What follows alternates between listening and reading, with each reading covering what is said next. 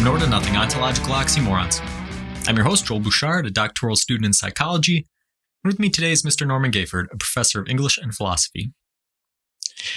I've repeated a mantra of mine several times on the show. Everything in life is education and philosophy, because each moment we learn, and the next moment we make meaning of it. While philosophy forms the essence of our show, Norm and I are also passionate about education. This week, instead of educating about philosophy, we'll philosophize about education. Nice. So, we've done an episode on education before, but this week we're going to look at educational philosophy, which is its own category. And I took a whole class on this for my master's degree. And it was interesting. As you learn about the different schools, it's kind of funny. You read about each one and you're like, oh, okay, yeah, I'm behind this. And then you go down to the next one. Oh yeah, I'm behind this. Oh yeah, I'm behind this. So I think that each one has some of its merits. So it'll be interesting to dig into them. But kind of like last week, I think we'll start formative first. Okay.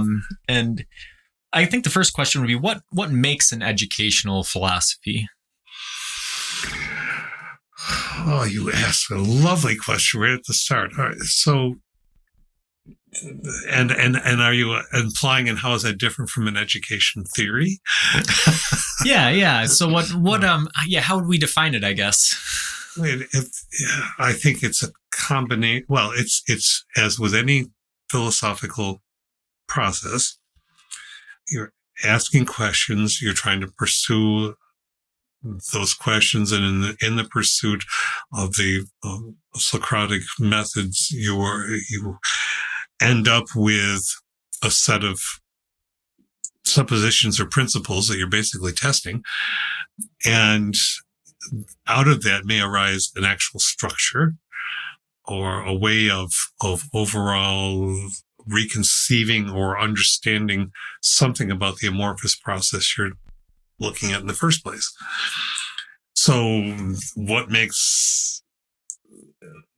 how do you philosophize about education is how you philosophize about anything else. As you suggested at the beginning, really, education and philosophy are very hard to untangle. Yeah. And I think that is something that's interesting thinking about it, because I think that a lot of people would sort of conflate educational philosophies with educational theories. But I think it is important to say that they're not the same thing. I think they're not, because I think on the surface, at least, certainly not, because to me, as one practitioner, somebody who's spent his life in education, but it's not like even to say something like that, that's just so mundane. I choose the pool of education. I splash around that pool for 40 years. Okay. Well, wait a minute. You're doing more than splashing around sometimes. But to me, what really differentiates it in an active way is the asking of questions, not moving immediately out of certainties. Not even every single day in your practice. No, every single day in your practice, if you're at your best, on top of your game, so to speak, you should be emerging with, what should I do today based on what happened in the class, the previous meeting? You haven't waited till the last minute to think about that, but you're still going to think about that. What was going on when this student said this? What was going potentially what might have been going on when this conversation went from point A to point G, and how do we get back to B, C, to construct it a little bit more, not linearly necessarily, but logically. And so you're starting with basically, what happened? What do I do next? What might I do next? Is there even what should I do next? Possibly, depending on the day. Yeah. And, I think that is an important distinction to make. And I think that a lot of, from the schooling that I had, that's something that you see is that, man, I think that a lot of people want to get caught up in the idea of having prescribed methods, right? And I don't think that is necessarily coming from teachers or from the educational training. I think a lot of it comes from outside pressures. Well, as we were talking about before, and I can't help but say these things because this is the zone in which to talk about them. How many electricians do you know, or have you encountered, or people who work at a certain kind of press or molding device who want somebody like me coming from the outside saying, oh, well, you're not doing what I want you to do with that molding press, so I want you to adjust the settings because I'm uncomfortable with the smell of that device at the heat that you have it at. I think that it needs to be something else. And probably that person's going to say, perhaps kindly, perhaps not, step away. I am the professional here. And we are in a current situation in which people who are not educators in any of trained and perhaps intellectually formative sense want to empower and encourage chaotic divisiveness among people by saying, parents should have the school should have the transparency so that parents should know all of the lesson plans for an entire year. And as I said to you before we were on the mics, go ahead and ask a local plumber, electrician, or anybody else, people for whom I have the utmost respect, because I grew up with a mechanic and somebody who worked in the factories. You go up to somebody and say, I want to know every job you're going to do in the next 365 days. I want to know what your process is going to be for each job. I want to know what your primary approach to those jobs are going to be, or else I'm not going to let you do them. Yeah. It's funny. I'm actually dealing with that at work right now. We have a customer who, they put out orders for the entire year. And then they asked after that, so what's the shipping plan? We want to, for every week, we want to know how many skids you're going to ship. So, well, that question doesn't really make any sense because with your particular part, we take a larger part and we cut it down. So depending on what size you have determines how much the main piece can produce. So it'll be a different number of skids. I'm like, but on top of that, I can't predict when people are going to take vacation time or when we're going to press maintenance or breakdowns or, there's a number of variables that are going to pop up between now and week 52 that are going to delay or, accelerate it at a different rate. Of course. So education is similar, but instead of machines or workers, it's more how children learn and where the classroom kind of takes them. Yeah. Exactly. And so this is why having an educational philosophy is important. It's not enough to just have a theory or have a prescribed set of methods. You have to have some sort of foundational thought in going into how you're approaching things. And the foundational thought is, and people sometimes don't like to go here because this too is very complicated. The foundational thought is based on the foundational objective itself. There is philosophical writing currently in education, which suggests that we have to try to come to terms with what is the objective that we're after. Now, I resist the single objective notion as fundamentally overly simplistic.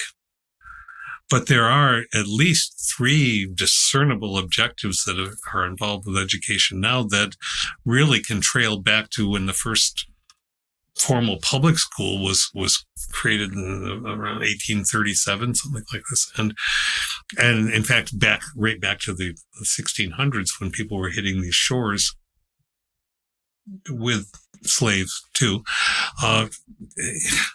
deciding that the primary goal was to be educated to, in Latin, but only if even then you were elite.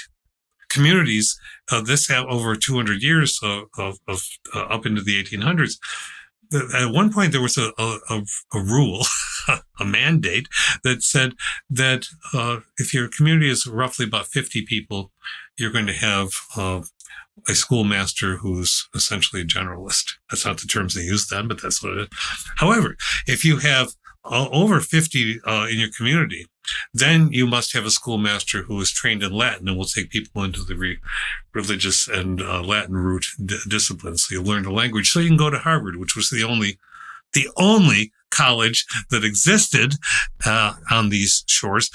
I can't help it. I know I sound punchy, Joel, but if people would bother to study our history, and many people do who don't get read, who aren't in the common parlance, and certainly aren't in the political vocabulary because it's too complicated, elitism is part of who we have been from the start.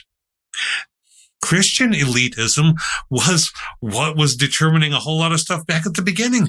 Yeah, I was about to say the Morrill Land Act and the Homesteading Act, and then Harvard, Yale, these big colleges. The purpose of them was to train preachers. Yes, that was why they were invented. And then the purpose of them became to train lawyers. And the people now who claim that an elite education, we got to keep the elitists away. We got to the people who are denouncing these things, and all you got to do is do one click, go to their vita, go to their resumes, and they are trained at Harvard and Yale as lawyers who have gone up through the very airy ranks to achieve the positions that they have. But they have the hypocrisy to denounce the idea that an elite education, which means an education which is thorough at some of the top institutions in the country, you can have a very thorough education in any college you go to if you bother to want to learn. It's true it's true of education. It has to come from within. You also have to have the conditions that allow it from without. I know I'm going all over the map here, but really formatively, we have been at loggerheads about education right from the get-go. This is not a new thing. Yeah. But the objectives, one of the objectives of our school system from K onward is social mobility. Schools preparing students to be able to compete for social positions. Competition is everything in schools, isn't it? Grades. My students got to have an A. I've got the best on the team, whatever it happens to be. Why? So they can have the best life possible. What do you mean by that? What do you really mean by that? You mean so they can get a position somebody else doesn't, so they can rise above others. It's a vertical caste system, social mobility. All right. Then we have social efficiency. Meaning, and you've probably talked about this endlessly in your classes, schools focusing mostly on training workers. Yeah. Okay. We got to train workers. It's all about working. Is it? Or is that just our capitalist system? All right. So if it's all about working, what in the 15, 16, 17 plus years of public school is ostensibly primarily about working? Well, there's a whole lot of philosophy about working. If you get into, am I arriving at a rehearsal on time for a drama club?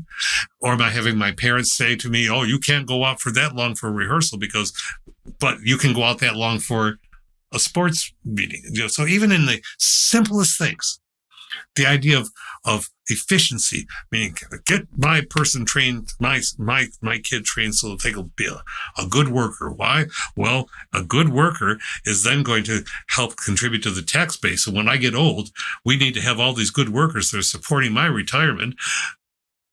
And we have to have lots of taxpayers so that we can achieve the things that we say that we want in society.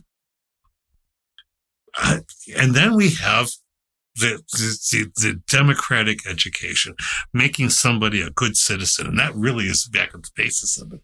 But arguably that one could be seen as being the driver of the others. Right. But there's so many forces that are going back and forth and hither and yon, wrestle, bash about, no, this isn't the school goal of education. This is. Yeah. And so it raises a lot of questions because, again, educational philosophy doesn't exist in a vacuum. Not only on the education side, but also on the philosophy side. So if we look at democratic education, we say, well, it's about being a good citizen. Well, that leads you to the philosophical question of, well, what makes a good citizen? Precisely. Right? There's the Socratic thing. And it's probably going to be determined policy-wise by the party in charge at that moment. So there's a lot of complicating factors. But we'll try to draw it back in. And so thinking about this, right, and these interactions and how philosophy is always a multidisciplinary thing that draws on other things, right? So if we ask the question, obviously they're inextricably interlinked, but what separates an education or a philosophy of education as opposed to a philosophy of learning, right? Where's the distinction? That's an excellent question. I think we need to probe it because it depends on how one looks at the word education. The common, often spoken phrase, I'm getting an education, or I got, past tense, which is really interesting. I got my education, and where did it get me? So got, past, present. And, all right, so education seems to sometimes be considered a package that you go into a store and you purchase, which sort of undermines the idea that it is a lifelong process. It seems to be presented more as a product. Right. Okay. Whereas the second word you used, learning. Learning. We have this wrestling match with learning. So learning is something you do in order to choose your bullet points, to better yourself, to get a good job, whatever. But we know that if there's an end point to that, which isn't one's own termination of one's life, we know that you just stop and say, I'm done learning. Or as my father-in-law, bless him, would often say, ironically, I will learn when I go to shul. He'd say that to his mother when he was resisting going to, she's talking to him about learning some things at home. Mother, I will learn when I go to shul. And that's on purpose, right? But I think a lot of people have this. Learning is for schooling, and schooling doesn't have to happen all the time. Well, there's lots of learning, as we know, that doesn't happen in school. There's experiential learning that we all encounter, or could if we bothered to think about it. But then we have the people who say, learning is not from books. Learning is just from life experience. So we've got the people who like to do the either or, which is always a limitation and often artificial. But I think ultimately education is more of a package. Learning is more of a process in the common parlance. Yeah, I think I'd agree with that. I think that if you're talking about a philosophy of learning, you're probably talking a lot more about the processes of acquiring new information. Whereas education, I think you're referring to more external structures or external interaction, right? It's possible for you to learn things on your own. And, really you're learning things every moment, right? Your senses are perceiving things and then your brain is reacting to them. And education probably goes beyond that. Like an education has some elements of it that are outside of that, you think? I think yes, I think so. And I think it's entirely on how it's presented. Like there's a SUNY institution that I won't name, but as I was driving to one of our local, cities, Rochester, a couple of nights ago to hear a wonderful jazz concert, and there was a billboard by the road, and this State University of New York College, big letters right on the front. I can't tell you exactly word for word because I didn't take my camera out. I was driving, but it essentially says, "Start to earn here." Ugh. Purposely, the L was gone. Right? Start to earn here. Well, we know which objective they're after. Yeah. College is for getting a job. Why? Because parents say so. Okay. No. College is about developing oneself to find your skills, to hone and to discover about yourself, to find things you didn't even know about yourself, to be surprised, to be made uncomfortable, which is what all of school is. All the people who, you can't make me feel uncomfortable, then you're not going to get an education. Yeah. So yeah, we've started out with a good overview. I think that segues in pretty well to discussing some of the main educational philosophies that have been developed over time. What do we have that's already out there that people have thought about? I think at base, many of the big name philosophers we often go to have some commonalities. Let's start with Aristotle. Aristotle said it's the mark of an educated mind to be able to entertain an idea without necessarily accepting it, which essentially means to consider, to probe, to learn what it means before you decide whether you reject it outright or debate with it, which is more of what Aristotle was suggesting, with you to, okay, where are you with this idea? But that means interacting with it. Yeah, and I think that's an important thing that we see not happening these days. And you and I have talked about it off the air a little bit. I've had some success talking with people who don't have similar beliefs to me, and actually changing some people's minds just by not dismissing their beliefs out of hand, right? Mm-hmm. And sometimes you'll hear some crazy or even offensive things, right? But to just clear your mind and say, okay, just to ask the simple question, wherever the starting point is, all right, well, why do you believe that? You know, why do you think that is? People love that question. Why do you think that is? Yes. And they'll provide you an explanation. And what you'll find is lots of times after that initial very blunt, very forceful assertion of a belief, if you ask them, why do you think that is? They'll give you the rationale. And it's much easier to, like you said, debate with, wrestle with, civilly discuss a rationale than it is to merely hit a blunt force assertion with another blunt force assertion, yes. Right? Yes. And that's what Aristotle is saying is, right, you know, okay, well, it's better to understand an idea and then to wrestle with it than to just hear something and accept it, you know. Oh, this came across my Facebook newsfeed, so it must be real. Or somebody said something I don't like, so it's automatically false, right? Yeah. The notion of truth, and I know that people are all over the scale with that word, but at base, that's been an education from the start. In many mission statements or implied statements, and not just in higher education. Well, to find the truth, you have to question, you have to probe, you need to debate, you need to discuss, you need to entertain, as you just said, civilly. Nietzsche, that people, you know, whatever responses they have wrote that there's nothing more necessary than truth. And in comparison with with truth, everything else has only secondary value. This absolute will to truth, what is it? Is it the will to not allow ourselves to be deceived?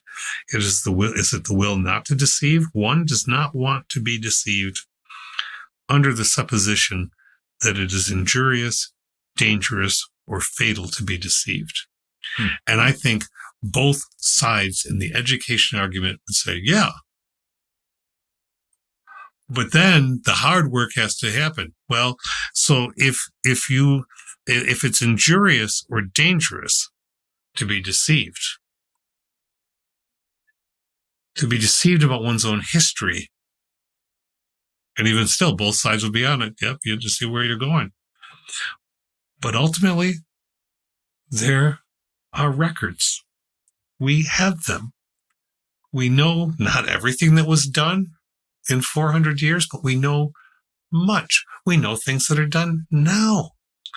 And the hard work of facing that and then saying, okay, But am I then supposed to just fold and say I'm not a potentially good person? No. Do I bear the weight of all of that myself? No. Can the culture and the society be better for facing the truth? Yeah. And this harkens back to what we were saying before, right? So if you ask what it means to be a good citizen, it's going to be dictated by the people in charge. Very much the same way when you're talking about truth, right? If you ask what is truth, even though there is an objective answer out there, different paradigms are going to have different responses. And so it's the purpose and point of education to try to cut through those and get to the heart of truth. So and that's what Aristotelian essentialism, which is what we're talking about. We don't usually go into formal, but it is what we're talking about. Essentialism is the philosophical paradigm we're talking about there, Aristotelian. That's what it's about. It's about wrestling with ideas, right? Exactly so. So what are some of the other educational philosophies that we should touch on? What are other people? My goodness. Let's we don't have to hit everything formally, but just what would Plato said that the best way to learn is to play. And that's interesting. that essentially you shouldn't don't use compulsion.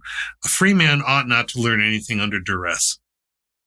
Yeah, and this is a good one because I'll put a link to this probably in a separate show. I'll do like a little announcement with some links in the show notes. But I've had a couple different podcasts recently that I've been a part of that we've talked about different things. Then we can put links up. Yeah, but I was a guest on another podcast last week where they were asking me about my educational background and things, and that's what my educational background is. And in this case, we're talking about perennialism, is this school of the philosophical school.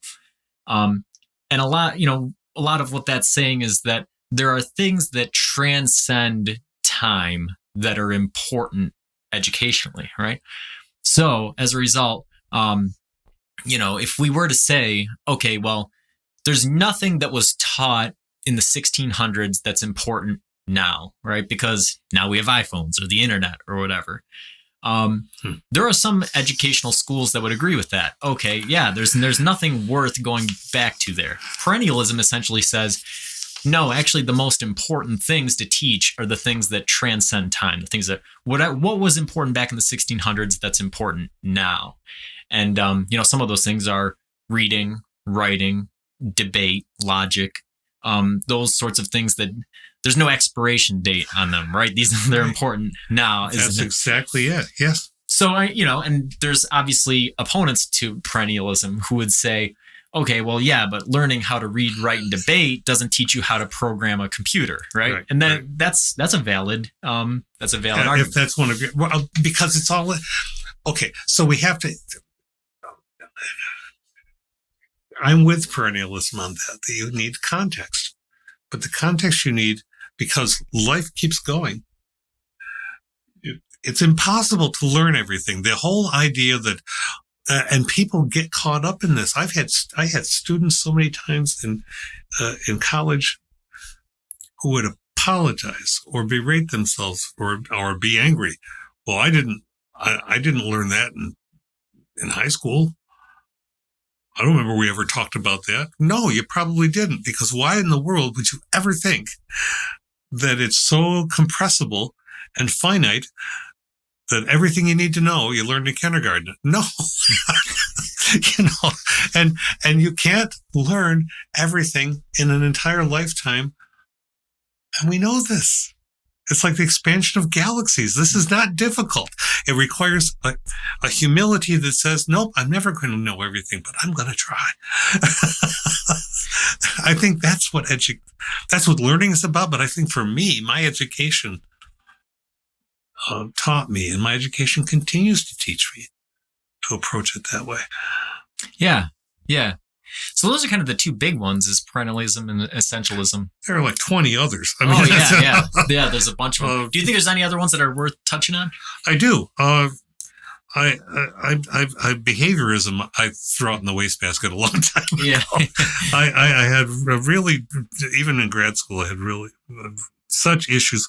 I forced myself, as Aristotle and others would have said, you better understand it before you throw it away. Mm-hmm. But we were made to put it into practice when I was first teaching junior high and high school. Everything was external. Everything that was valuable in learning could be measured. Well, then it came back decades later when I was teaching in college. It suddenly became the thing again.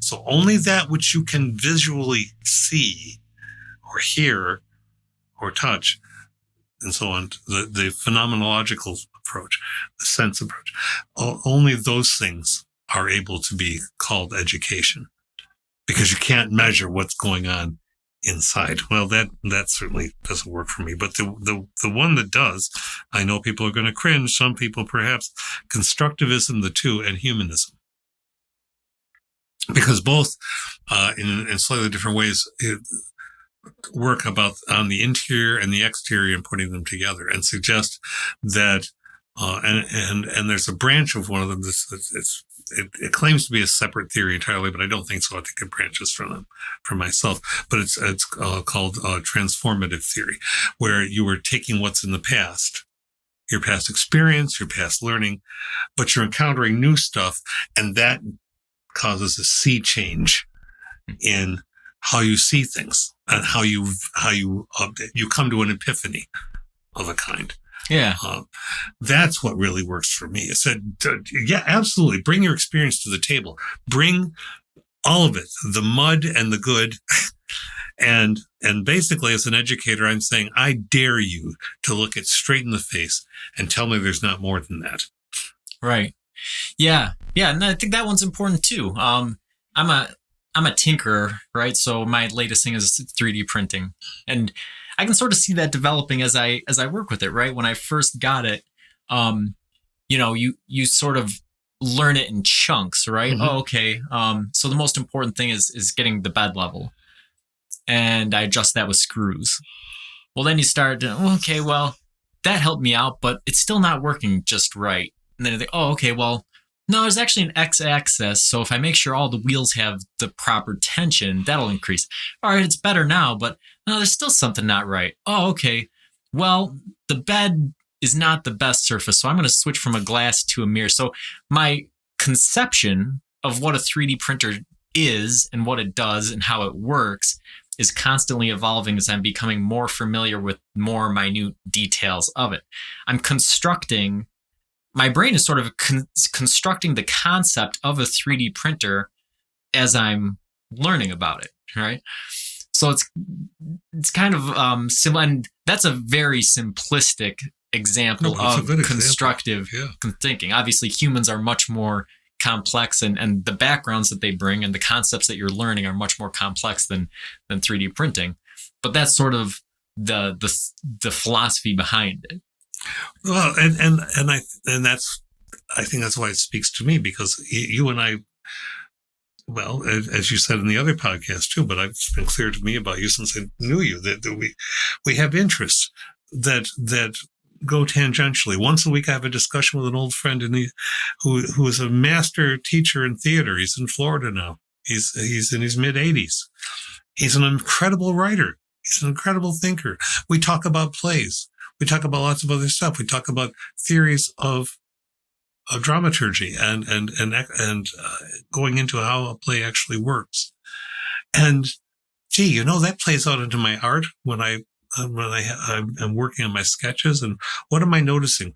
I have to be noticing lots of things. I have to be attentive. I have to be aware. Where's the nose in relation to the cheek? What am I trying to do with this? Why am I choosing these colors?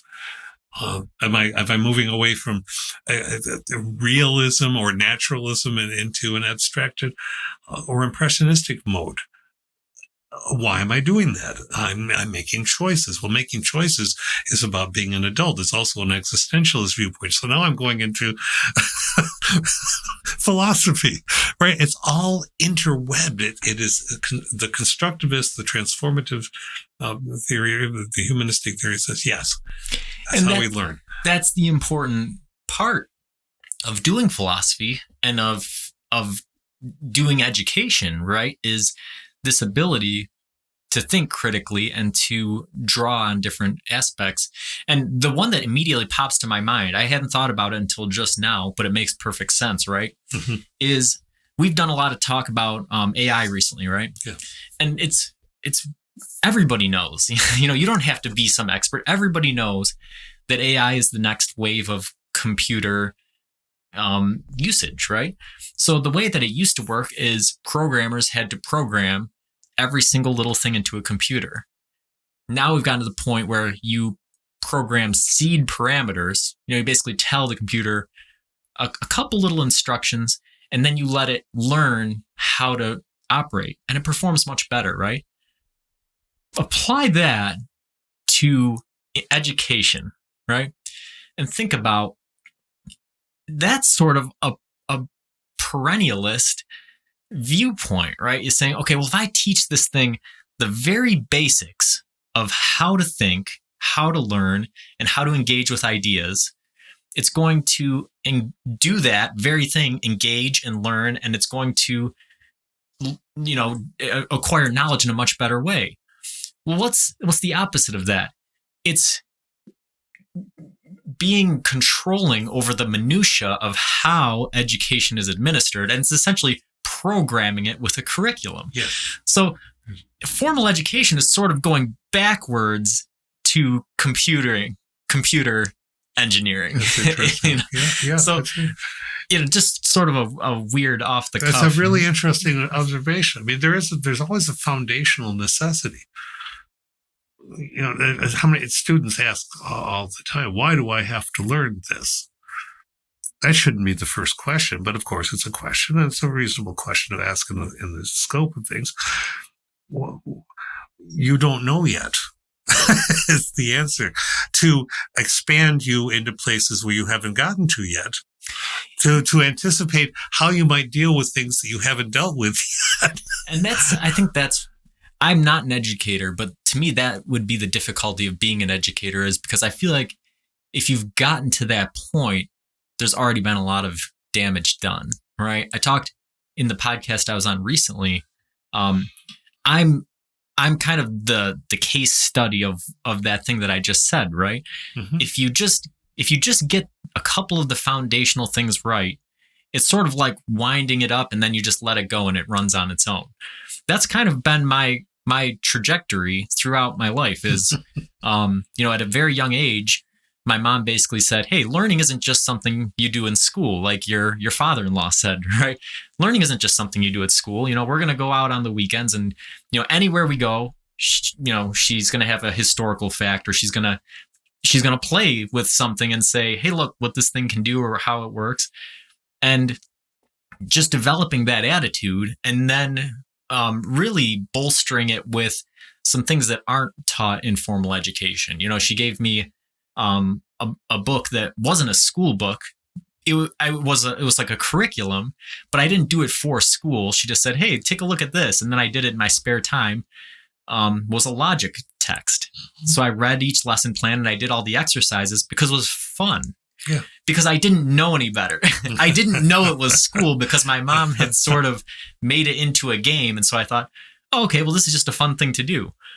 Well, once that took hold, that just played out through the rest of my life, right? So that not only do I enjoy the formal education, obviously, if I'm getting a doctorate, but also just outside in everyday life, I like to teach myself musical instruments, or I like to learn how a 3D printer works. Everything works that way. And so, if you look at it from a perennialist viewpoint, right? Well, teaching somebody logic doesn't teach you how to program a computer. Well, in a way, it kind of does, doesn't it? If you teach somebody how to think critically about something, there's a good chance that they can pick up a text and approach it in such a way that they can come to an understanding of it.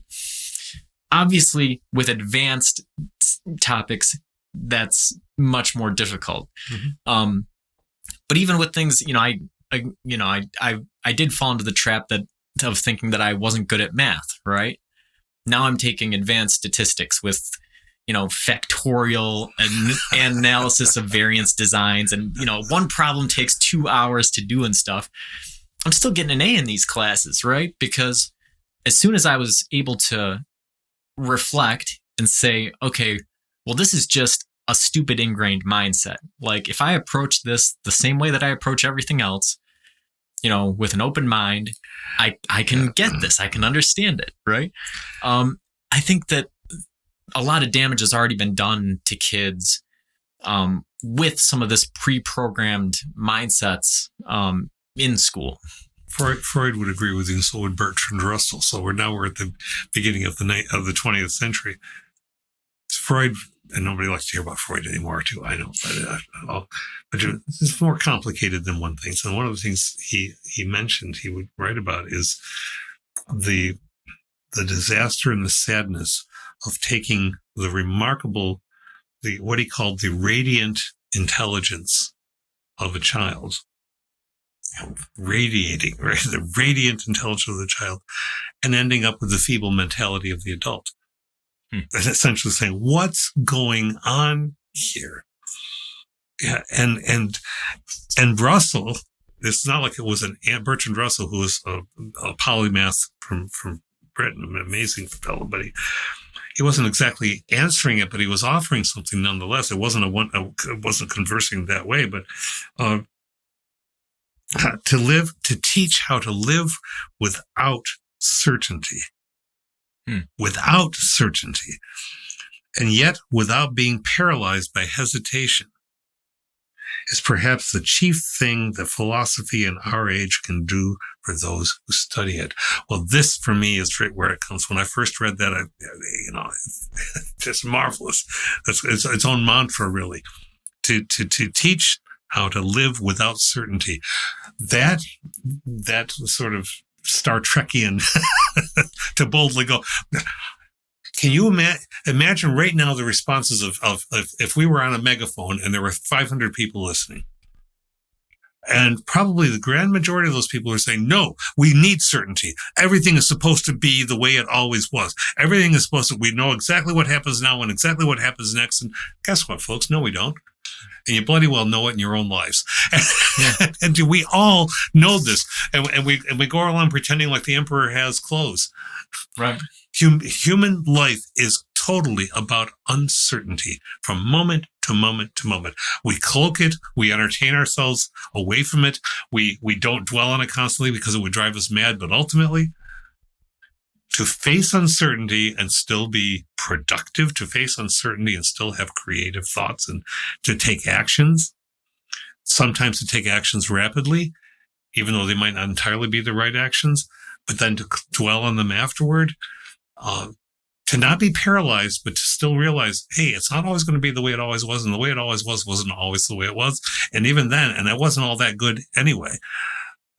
Yeah, that's the beautiful unintuitive irony of it, right? Is if you want your child to be able to know truth, you can't program truth into an educational theory because you don't know truth. The best way to teach your child how to find truth is to not dictate it, right?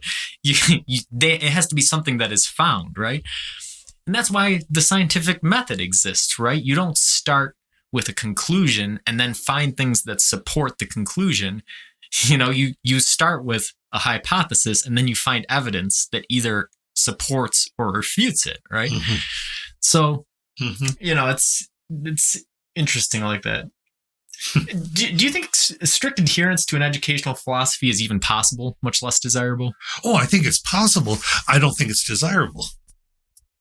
I think there are people who become ideologues. Yeah. Which itself shines another light on the hypocrisy that we live with every day. We have politicians saying we don't want students to be indoctrinated into thinking.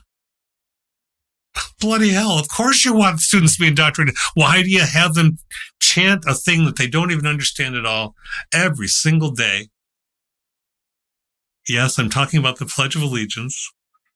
But that is one little example of an underlying notion of ideology and indoctrination.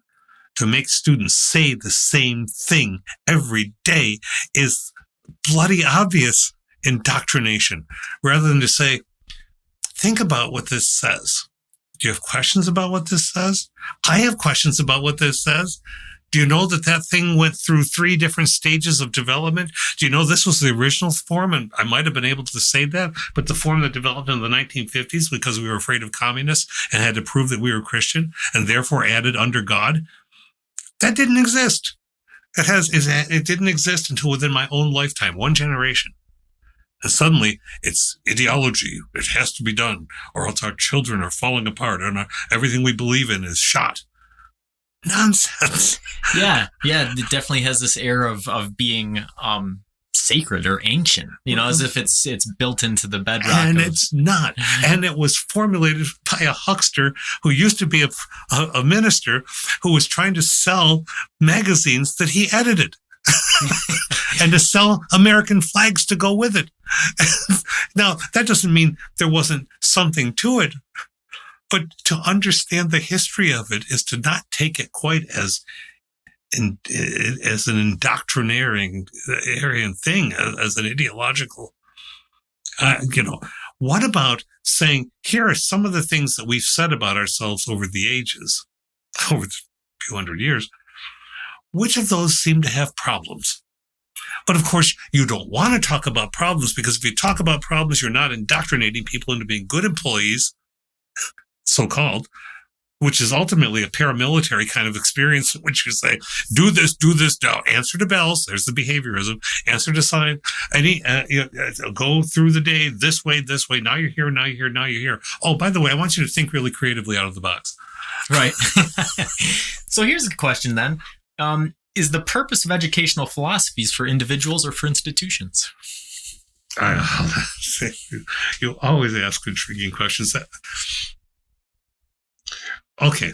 Is it for individuals or for institutions? That's what you asked, right? Yeah. So if you're thinking about a philosophy of education, or you're thinking about and how maybe it varies, right? So if you're Plato or Aristotle or John Dewey or whoever, why are you developing a philosophy of education? Who's it for?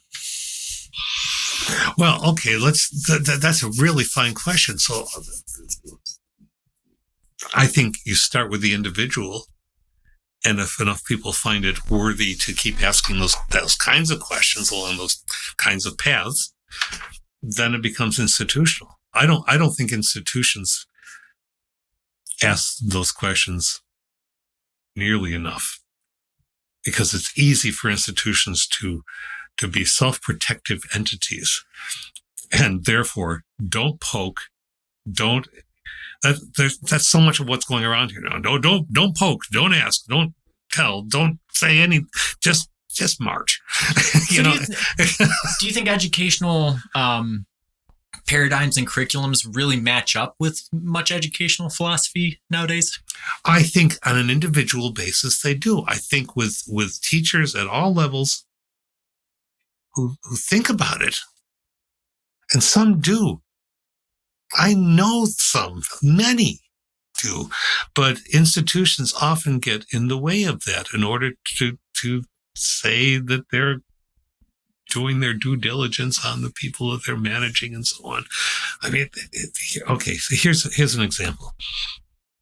You have workshops that go for an endless chronological amount of time. It might be 2 years, it might be 5 years. It's called PD, professional development, and you put an entire school full of teachers into that professional development, where you bring in outside contractors, consultants, who are going to work with those teachers to tell them how they could teach better. And you spend an entire year saying, well, let's show you how to do a proper lesson plan. Now, some of the teachers are still working on their master's degrees. Some of them are far past their master's degrees. Most of them know what a bloody lesson plan is. And to constantly dwell on that without even Socratically interrogating it means that your time is not being used to be a better creative teacher and to do your work, because somebody wants to prove that you've heard this 15 times. Not that you learned it, because you already learned it before, but it's been said. Yeah. Yeah, that's a really good, insightful answer that a lot of people who aren't in the field of education probably didn't know. But there's a big tension, right? So there's educational philosophers who have developed how education should work, thinking with the student in mind. And then these things are taught to teachers, and then teachers are attempting to implement them. But then in a lot of ways, the institutions, the schools, are sort of fighting them by programming things in a way that goes against what the philosophy of education is telling you about how people learn. And thus you end up with, as a colloquial example, you end up with people who say, oh, well, superintendent's days, that's just a vacation day for teachers. Is it? So you want to go spend a day listening to people all day long tell you things that you already know instead of letting you do your job, and you think that's a vacation? Well, let's see. What if you had the electrician again, and he had to go through, or she or they had to go through a year of workshops saying, now this is a circuit. And I think we know what the response would be. And it would be a righteous response. Yeah. So are dictated educational methods necessary for a curriculum? Because there are educational philosophies that say that they're not. Yeah. There are some out there that say you don't need a curriculum. You actually don't need these things in order to educate students. Where do you fall on that sort of? Oh, well, I was always a rebel about curriculums, as you well know. How many times did I say we're not using textbooks, we're using real books? And we're kind of, okay. And I'm not heroifying about that. I was starting to get good at what I did, but then it ended. I think that a curriculum that is never in constant process is, and by constant process, I mean being examined closely by those who have to put it in place, and by those who are putting it in place to the teachers who then have to implement it, which would be politicians and systems. If it's not constantly being rethought, revised on the ground, and if it's not designed for that to happen, then it is a diseased curriculum. If it is now there are a lot of people who complained about the standards that the New York State set as an example a number of years back now, that it was a ridiculous curriculum. Well, if you really read it all the way through, and I did, it allows for an incredible amount of choices of materials and approaches. But teachers were not given the time to study that curriculum before it was put in place. And then parents got upset about it because they didn't understand it. And the teachers are coming to terms about it, and it is what systems often do. They put people at odds with each other, and then the system can grind on. So is it possible to have a curriculum that is healthy, flexible, and growing just as much as a human being? Absolutely. Does it happen a lot? Yeah, no, your classes are a great example, because I mean, I've obviously have a lot of formal education under my belt at this point. And there's a lot of textbooks that are sitting on my shelf that I haven't cracked open since I took the class. I can't really say that about your class. There's a lot of books, Rollo May, and The Courage to Create. And Simon Blackburn. There's a lot of books that I read in your class that I still read and engage with today, or I bought other works from those authors, and I've learned a lot of things from them. That, even though those are real books and not textbooks, that's still kind of a curriculum, right? Like it is, because your education is ongoing, and I think that's really where the philosophy is. Question: are you still learning? Yeah. Yes, you say you're still learning. How do you know? Well, I think it's a lot like the 3D printer, right? So in your class, I was presented with these ideas, well, like Rollo May, right? Oh, wow, metaphor. Like, I'd always just thought metaphor was just, I never gave a second thought to it, right? Yeah. Then you read about this and you think, oh, wow, he's pretty much asserting like metaphor is almost all there is, right? Mm-hmm. Language is everything that we do is metaphor. Yeah. And then Lakoff and Johnson, they were doing that. Yeah, and Rollo May talking about metaphor and art, and how our lives as artists is really metaphorically about the difficulty and the pain of coming to new learning. Yeah. So what happens is, you start with that block. Oh, metaphor. Oh, a 3D printer. Then you start picking apart the pieces of it, right? And as you start to understand the pieces of it and how it works and how everything goes together, you come up to a greater understanding of the thing as a whole. And there might be parts of it you don't like, much like the machine. Oh, wow, I wish they had designed this differently, or, well, this theory, I kind of feel that maybe it goes another way. Mm-hmm. But you have the expertise to have that sort of opinion by examining it further. Right? That's what I would say, stepping aside as a woman, saying as a teacher, yes, you're learning. And then you might ask, how do you know I'm learning? And I would say to you, because you've assessed, you've gone into new places, you've taken what you've learned, you've questioned it, you've said, this makes some sense, this not so much, but here's why for me what I'm doing here. It's a system. It is an organic process. And yeah. I think there's so many fine teachers who want to do that with their students and who don't, for whatever reasons, and understandable reasons, sometimes understandable, sometimes not, don't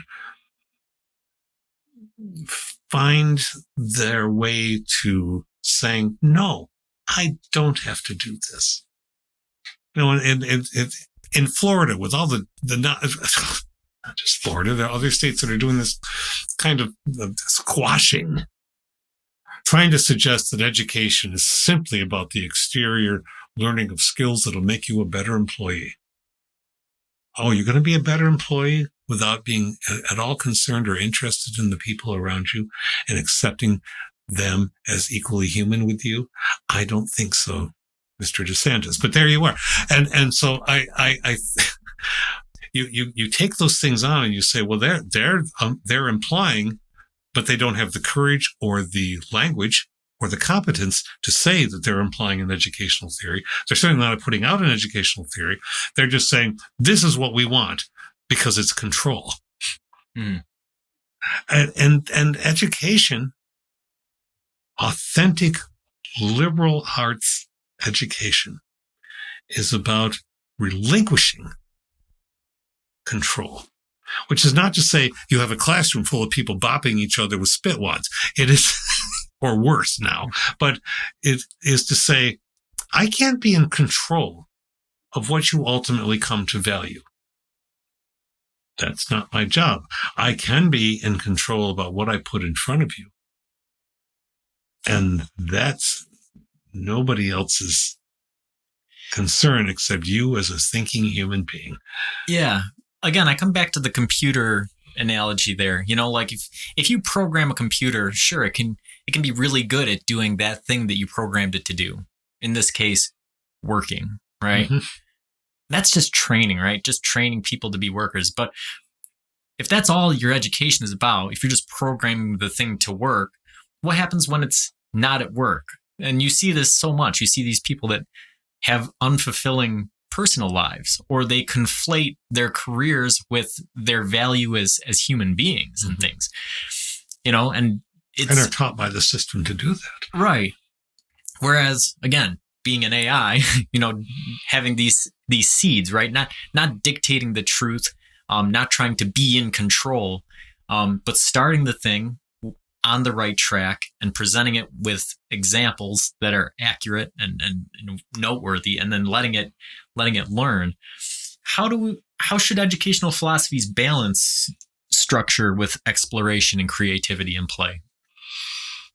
In as many ways as the complex human beings we're teaching people have to offer.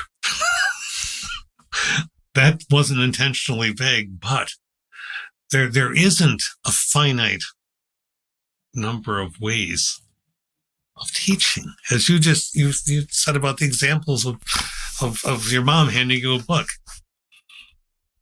And I've told you about it sometimes. I would, it's not Johnny Appleseed, it's Johnny Bookseed, I called myself.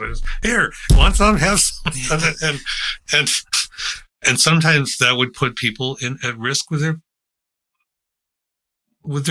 parents, in the sense of their parents would say that they would find a book that I'd let students read, and their kids, they're adults in this case, in college, and tell them, okay, this person is demonic, and he's trying to undo your soul by reading A.C. Grayling's book on philosophy, one of his books, okay, or reading The Courage to Create, or reading Metaphors We Live By, whatever it is, and so take that back. And a few times, the students' parents tell them, you either don't read the books in this class, you don't take this particular teacher anymore, or you don't get to go to college. Now, thankfully, that didn't happen often, but it happened enough that I would have to counsel the student, then don't ever sign up for one of my classes again. Go find somebody else, because you need to continue on with your education. But I strongly urge you not to put all of your books in your book bag, so that you, as an 18, 19, 20-year-old, have your parents rifling through your book bag to see what you're reading, which is, talk about control and the effort at. And this is where we go to the idea of this also capitalistic metaphor of calling parents the primary stakeholders in education. That's utter nonsense. The primary stakeholder in education is the soul, the being, the lively intellect, or one hopes will become so, walking around, playing among others in a classroom. That student is the primary stakeholder, not the parent, not the politician, not the teacher. It's the student. Yeah. I know I'm getting strident, but the whole episode has been this, and I mean, we've flown through. I mean, in an hour and 2 minutes, we've really gone through it. So I apologize to the listeners. Some of it has been two people who have been intimately involved with the educational machine for so long that there's been a lot of venting this episode. But I think that we've talked about a lot of really good things. We did talk about educational theories, and we did explore what makes an educational philosophy and what the important aspects of an educational philosophy are. And I think that's something that gets lost even at a graduate level, talking about what the purpose of an educational that philosophy radiant is. Intelligence that Freud talked about. And I see it firsthand with the granddaughter. Why? How come? How does this work? What's this? And you have to be able to say, this one, yeah, I can help you with this, but it's not the complete answer. You'll want to look it up. You'll want to read more about it. I'm trying to, I don't think it's even it's not a curriculum in the formal sense. It's how I approach it. I want her to be able to go through her whole school life, even if it means being ostracized by systems or individuals or politicians, that we always must ask questions, and we always must understand that the answer is not complete, and nor is everything certain. I really think, for me, that's what underlies the whole philosophical enterprise of philosophy. We didn't go to definition. Yeah. The Latin root of education. Did you look it up? I did not. It's marvelous. I remember had a teacher long ago who made us do this. It means to lead out, or to, depending on the tense, to be led out. It's interesting, isn't it? Yeah. What does it imply? What questions does that bring up? Yeah, I think what's interesting about it, and we haven't talked about it a lot in this show, is the role of the teacher, right? I think you've been touching on that a little bit right there, which is that the teacher's job is to lead the students and to educate them. But like you just said with your granddaughter, right? Probably the educator that I would trust the least is the one who has all the answers, right? You know, I think that's an important part of being an educator is being able to admit when you don't have the answers and being able to learn things from your students and being able to know how to find answers rather than having them all at your fingertips, right? If you have a teacher who can answer any question that you have off the cuff, I would be pretty distrusting of that. I call him Mr. Peabody. Old cartoon. Yeah. And it's funny. That's what came up in the podcast that I did last week is, you know, they were asking me questions about different things. And one of the guys said at one point, you know, you sound like a philosopher because anytime I ask you a question, it's always, well, that depends. Well, there's multiple lines of thinking. Well, well, yeah, that's the way real life works, right? Is, you know, lots of times, you know, we've talked in this episode about truth, right? And how some institutions like to dictate it, or how, you know, you find it by not dictating it, by teaching people how to think.